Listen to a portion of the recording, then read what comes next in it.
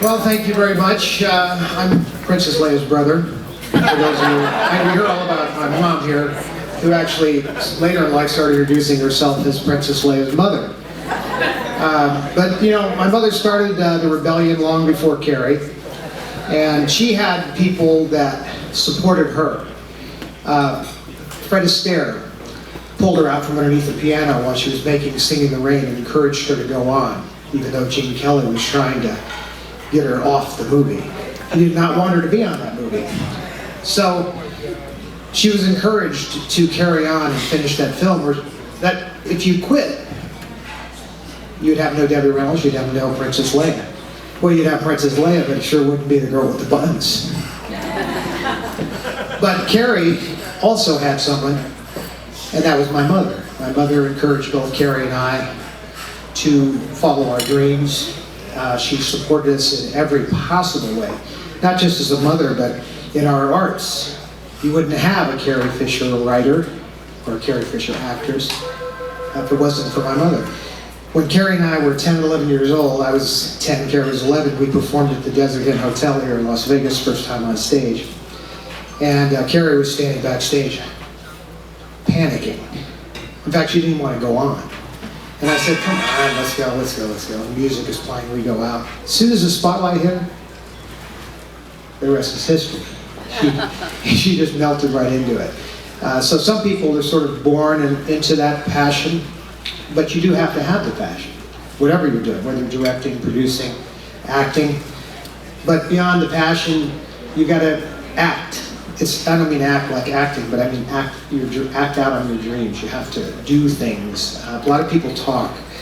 You all know this because you've all had your projects in works for a long time.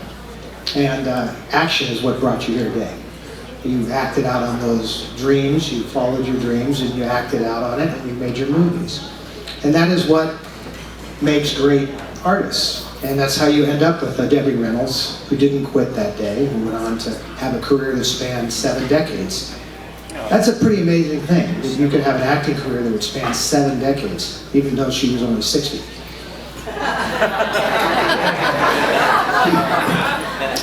She was also very attentive to her fans.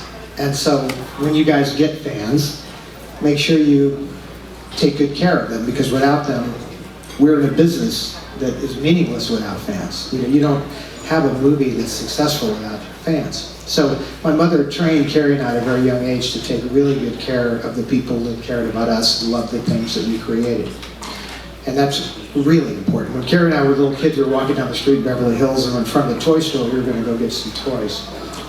And so we start to go into the store, and before we go in, a lady and a man walk up to my mother and start talking to her. Carrie and I are pulling on her arm. And she stops and she pulls us down to her eye level, and she says, these people, without these people, we would have no success, no career, and you wouldn't be buying toys in Beverly Hills.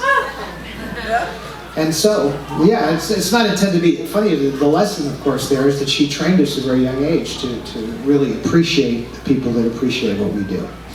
So, you guys are on a vision and a dream to make things happen and make these films happen, and it takes all of us to support each other, encourage each other. You know, but looking to other people's success, you saw in a little documentary here that was like way too long, that my mother came from nothing. You know, she was born in the back of a garage on a dirt floor. You know, that we had no money. My grandfather in the Depression brought our family from Texas to Burbank. Without that journey that looked like the grapes of wrath, you know, literally in the Model T Ford, you would have no Debbie Reynolds, you would have no Carrie Fisher. And so it's the little things. You follow those dreams. Ray Reynolds, my grandfather, who brought us across the desert, you got to owe it all to him. He had the vision to take the job in the Southern Pacific, come here. So I say all that to encourage all of you guys to follow your dreams, to support each other. You know, it's not always the mothers and fathers, it's the other filmmakers, it's the other actors and actresses, you know. But we all achieve great things and can achieve great things if we follow our dreams. So go for it.